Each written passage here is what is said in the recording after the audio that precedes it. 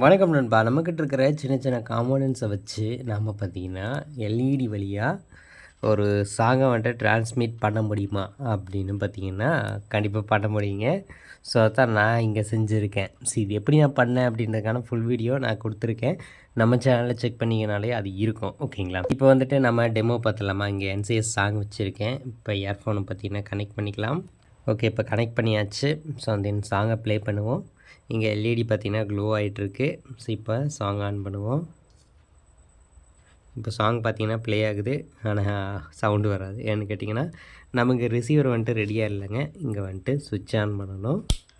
Okay, இப்போ LED மாற்றியாச்சு. இப்போ பார்த்தீங்கன்னா சவுண்டு சூப்பராக வருதுங்க.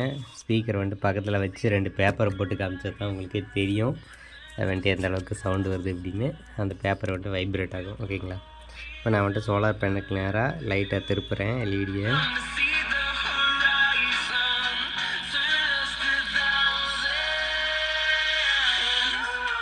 இதுக்கு நடுவே எந்த கனெக்ஷனும் இல்லைங்க. எல்லாத்தையும் தனித்தனியாக தூக்கி காமிக்கிறேன். ஸோ பார்த்தீங்கன்னால தெரியும் எல்லாம் சும்மா தான் இருக்குது.